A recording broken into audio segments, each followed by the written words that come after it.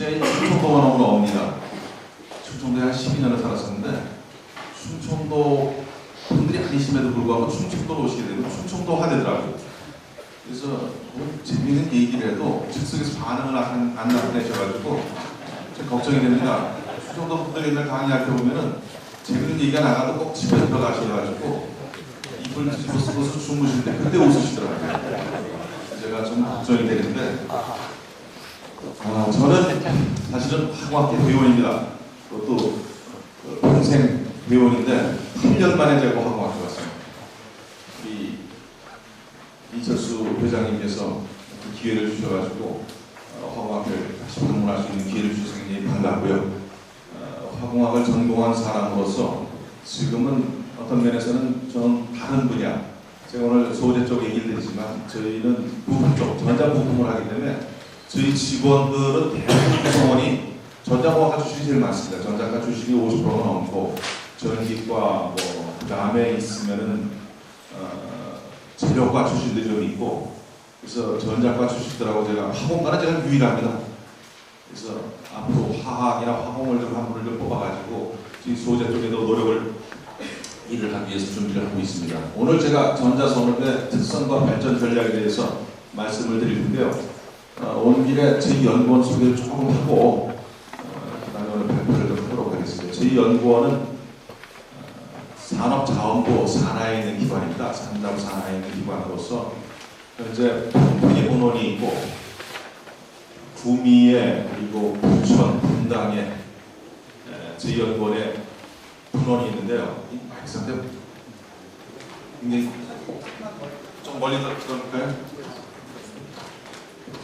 저희 연구원 총 정규 직원 한 270명 포함해가지고 한 440명이 일을 하고 있습니다. 저희 주로 부품에 관련된 일들을 많이 하고 있고요. 한쪽 파트는 나노하고 융합 관련 기술들을 하는 연구본부가 있고 또 시스템 연구본부, 세 연구본부로 구성이 되어 있고요. 저희 연구원의 특성이라고 하면은 다음 페이지 좀 넘겨주시죠. 제일 위에 요거가 보입니다만은 저희가 R&D를 지원하는 지역형 연구기관 그래가지고 저희 연구원에 갖고 있는 고유한 아이덴티티입니다. 저희 연구원은 다른 연구원하고 비교를 했을 때 무엇이 차별화되냐 하면은 R&D를 하지 않고 R&D를 한다.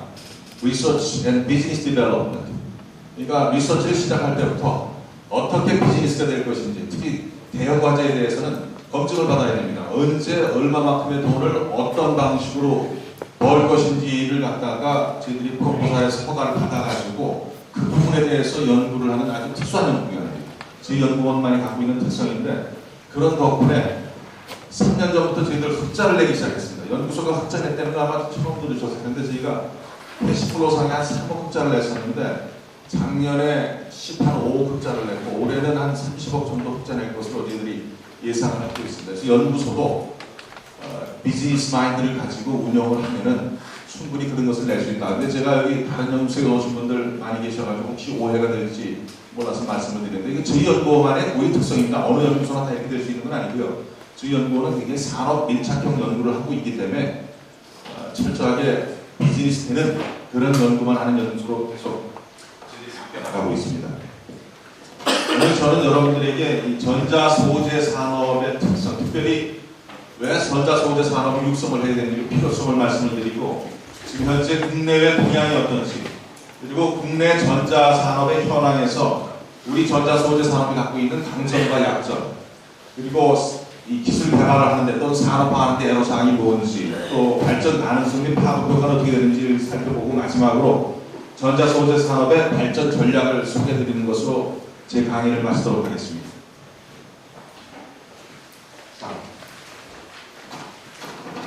자료가 조금 여러분들한테 나눠드린 자료하고 조금 차이가 있습니다. 제가 어저께 자료 검토하면서 조금 잘못된 게 있으면 몇 가지 수정을 하고 다시 가져와서 조금 차이가 있을 겁니다.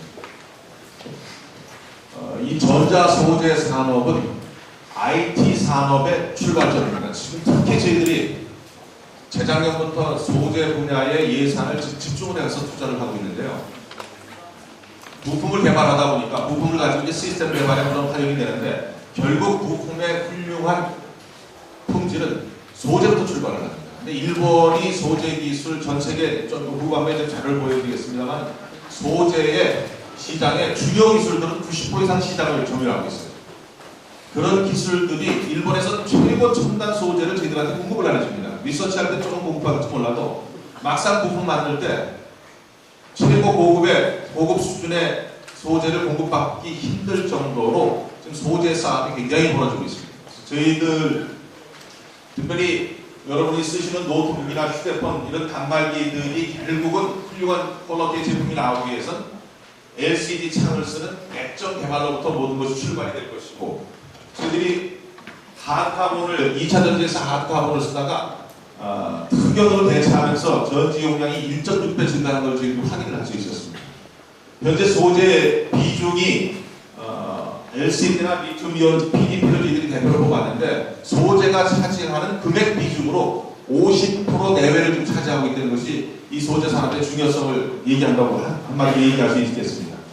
더군다나 일본이 지금 소재 부분에선 전 세계 탑을 유지를 하고 있는데 일본에서 기술 이전을 기피를 하고 있을 뿐만 아니라 같이 협동 연구조차도 어려운 상태입니다. 그래서 저희들 어저께도 국회에서 그런 모임이 있었는데 한일 FTA를 추진하면서 일본에 제일 요청을 하기로 저희들이 결정한 게 소재 산업입니다. 소재 쪽에 기업 간의 어떤 협력이 이루어질 수 있도록 특별히 기술 이전이 최대한 이루어질 수 있도록 정부 차원에서 또는 경제단체 차원에서 노력을 하겠다 하는 저희들이 방법론을 어저께 논의를 했었는데 그런 일들이 앞으로 가수가 될 것 같습니다. 그 외에도 우리 IT 제품을 저희들이 수출 주 상품으로 활용을 하고 있는데 IT 상품이 수출이 되면 될수록 소재 수입량이 증가하고 있습니다. 특별히 저희가 작년에 152억 불의 소재를 사용했는데 국내에서 조달한 것은 38%인 57억 불이었고요. 95억 불의 수입을 저희들이 했었습니다. 다음 슬라이드.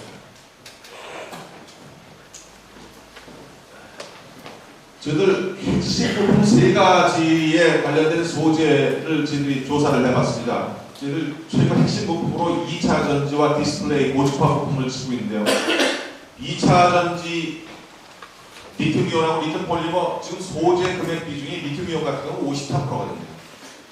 디스플레이 같은 경우는 4세대 디스플레이로 각광을 받고 있는 6기액이 한 15% 정도 되지만 LCD는 55%까지 있고요. 고주파 부품도 21%에서 39%를 차지하고 있는데 국산화 유리, 공이 많이 된 것이 지금 저희들 PDP가 제일 많이 되는 게 40% 정도고 622에 같은 경우 5%밖에 되지 못하고 있습니다. 그래서 앞으로 이런 소재 부분에 대한 연구가 더욱 필요로 하는 그런 시점이 됐다 하는 말씀을 드리고 싶습니다. 다음입니다.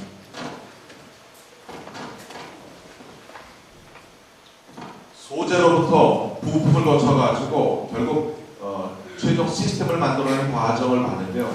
저희들 요 세 가지 2차 전지와 디스플레이, 고주파 줍이 들어가서 사용되는 제품군을 6가지를 저희들이 휴대폰서부터 PDA, 노트북, PC, TV, 캠코더, 그 다음에 로봇 표시를 하는데 이 산업이 갖고 있는 시장 규모가 2006년도에 저희들이 1조 400억 달러를 예상을 하고 있습니다. 이 1조 400억 달러를 어프로치하기 위해서 결국 그 시점이 되면 한 1000억 달러 조금 상회할 소재가 결국 관건이 될 것이다. 다음 슬라이드. 이 소재 산업의 국내 동향을 좀 소개해드리겠습니다. 세계 시장 동향을 먼저 말씀을 드리면 작년에 저희들이 642억 불 시장을 갖고 있었고요. 2008년에 770억 불 소재 시장을 예상을 하고 있습니다. 연평균 14.6% 성장을 예상을 하고 있고요. 일본이 그 중에서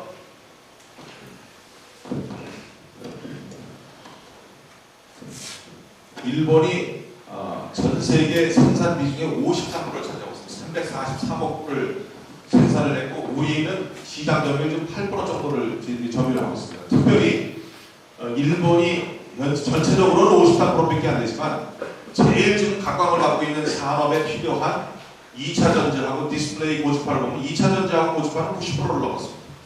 그리고 디스플레이 부분이 51.7%에 일본의 소재 기업들이 타의 추종을 불허하는 그런 기술력을 갖고 있다는 것을 이 통계를 통해서 확인할 수가 있었고요.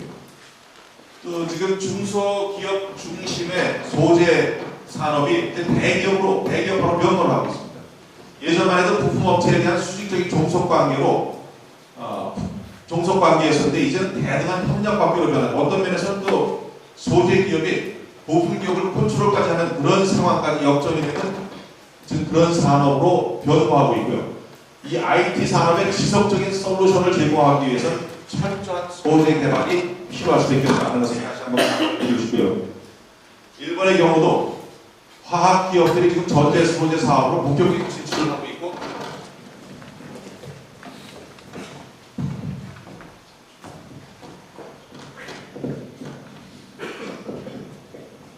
저희 연구원에서 만든 기술가 그래서 이 정도는 나을 텐데.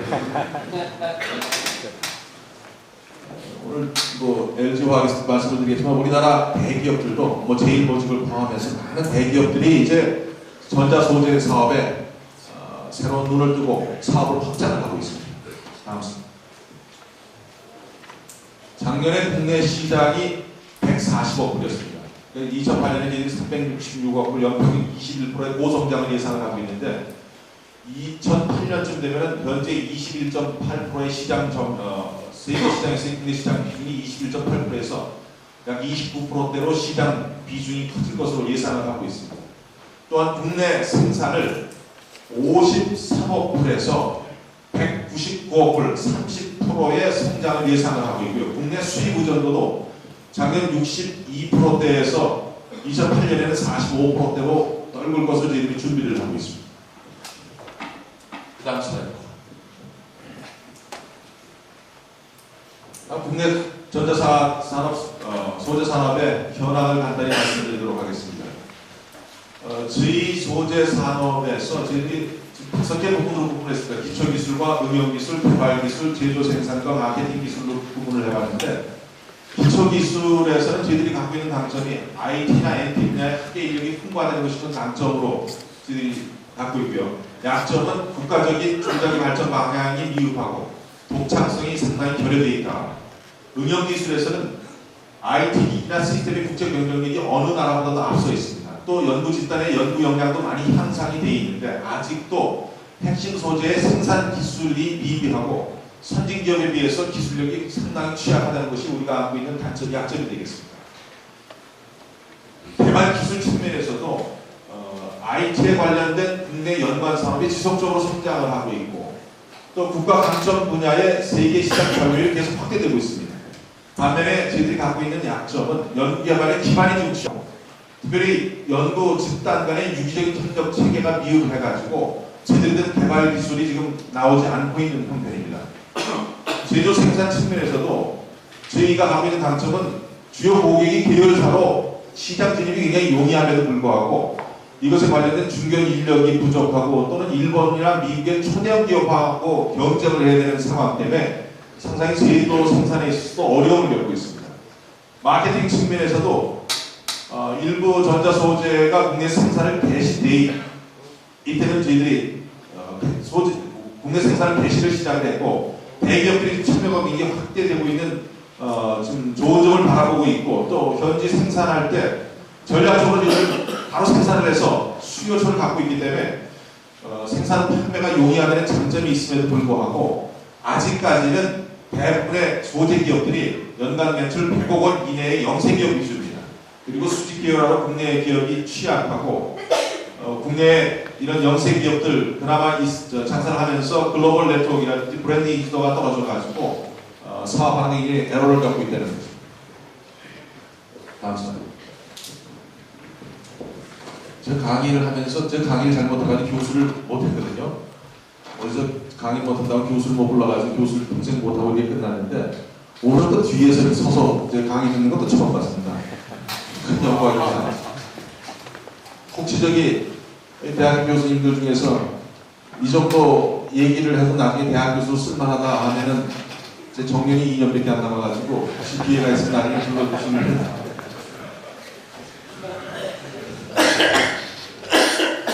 저희 전자소재 기술 개발과 산업화의 애로사항을 제가 4가지 측면에서 조사를 해봤습니다. 먼저 기술 개발 측면에서는 저희들 원천 소재 제조 기술이 굉장히 취약합니다. 저희들 주로 이제 신소재 개발보다는 가공 위주의 부품을 주력 하다 보니까 후반부에 제가 보여드리겠습니다. 저희 연구 개발 분야가 주로 부품 분야입니다. 부품에 그동안에 한 20년 동안 치중을 해왔는데 소재 쪽은 크게 신경을 못 쓰는 것이 사실입니다. 그 다음에 이 소재 산업이 특히 어려운 게 투자 리스크가 굉장히 큽니다. 개발 기간도 길고 개발 끝났을 때 이것을 상업화 시킬 수 있을 것인지에 대한 리스크가 커가지고 소기업, 중소기업들이 하기에는 굉장히 리스크가 큰 사업이다. 그 다음에 상당한 창의적 발성이 요구되는 연구 분야이기 때문에 저희가 굉장히 어려움을 겪고 있고요. 인프라 측면에서도 투자 횟수 기간이 굉장히 긴 산업이라는 단점이 있습니다. 그 다음에 수직 계열화 기업 체제를 구축하고 있다. 서비스에서 시스템, 부품, 소재로 이루는 계열화 기업 체제이기 때문에 제대로 되어 있다는 거 하고, 그 다음에 저희들이 이 소재 산업이 한국 기업들하고 경쟁을, 특히 일본 기업들, 저희가 필요로 하는 소재들은 주로 일본 기업들하고 경쟁을 해야 되고, 특별히 일본을 포함해서 선진국들이 자기네들 핵심 기술 이전을 되게 해결하고 있습니다. 특히 일본은 새로 개발된 소재를 저희들한테 샘플도 잘 제공하지 않을 정도로 굉장히 아주 심하게 기술 보호를 좀 하고 있는 형편입니다.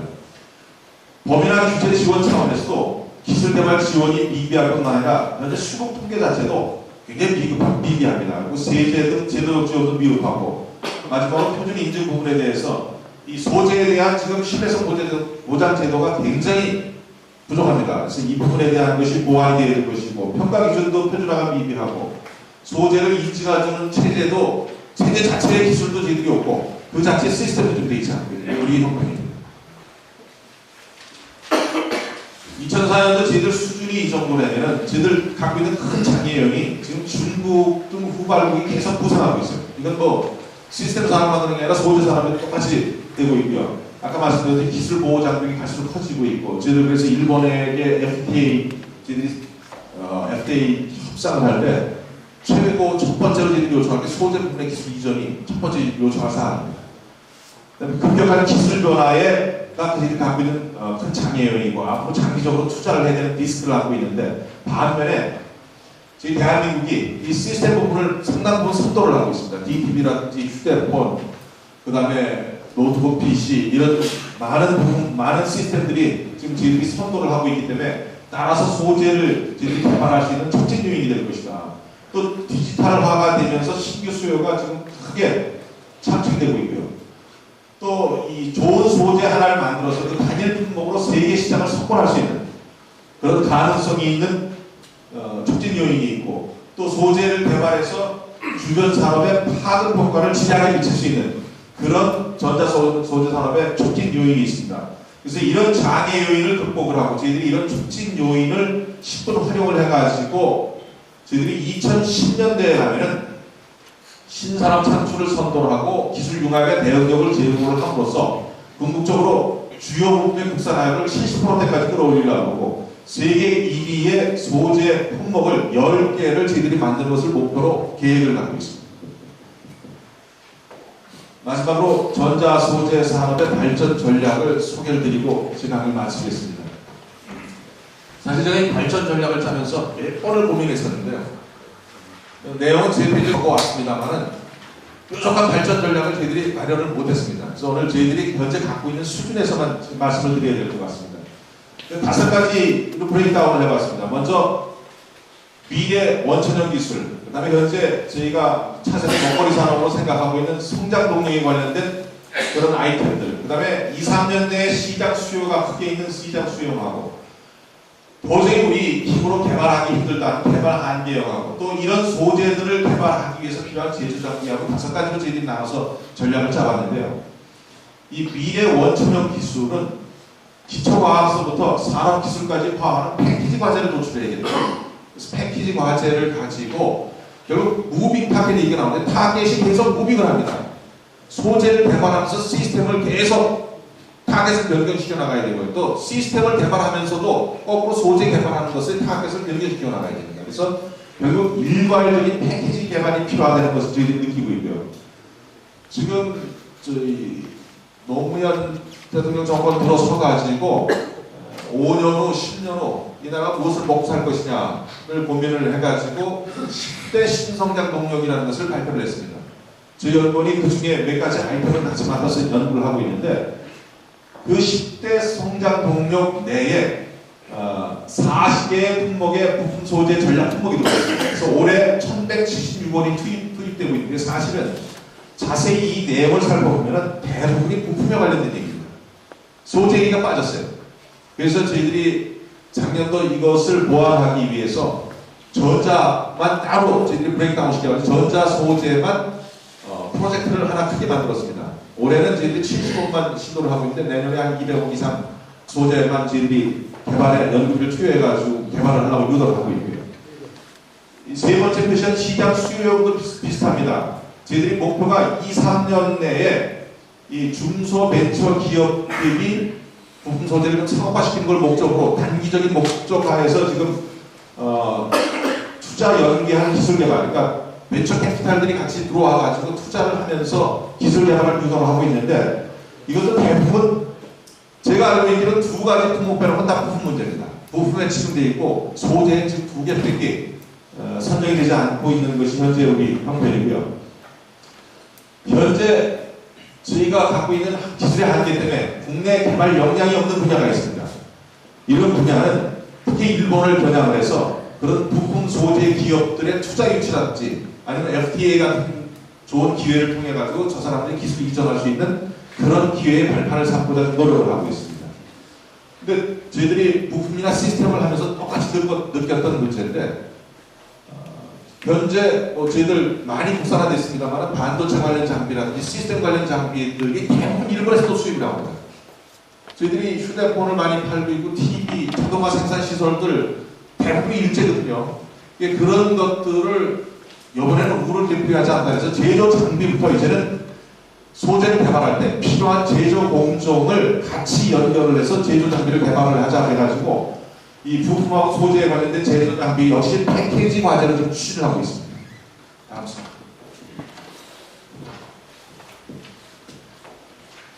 혁신주도형 전자소기업 육성을 하기 위해서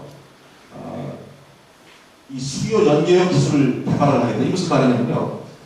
중소기업들이 소재 기술 개발을 해내도 결국 그것을 사용하는 수요 기업에서 사용 안 해주면 회사가 문을 닫게 돼 있어요.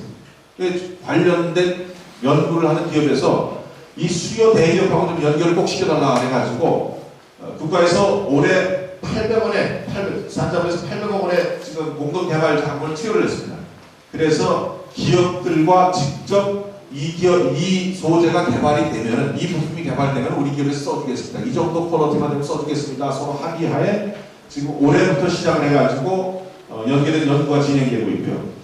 과기부나 정통부에서는 특별히 소재보다는 과기부에서는 6대 기반 기술 IT, BT, NT, ST, ET, CT에 일부 소재 기술이 포함돼가지고 지금 연구가 진행되고 있고요. 정통부에서는 IT 핵심 부품 50개 과제에 650억 원을 투입을 했는데 여기서도 부품에 관련된 연구들입니다. 이런 일들이 진행되고 있고 조금 전 페이지에 말씀드렸듯이 장비 부분에 대해서도 소재와 마찬가지로 장비와 소재와 수요 기업이 동반 성장을 할 수 있도록 장비도 역시 수요 기업과 연결을 해서 같이 개발을 하고 있습니다. 네, 마지막으로 지속적으로 또 자율적으로 발전이 가능한 통합형 기반 구축을 어떻게 하시면 좋겠는가 제가 4가지 대안을 제시를 하고 제 말씀을 마치겠습니다.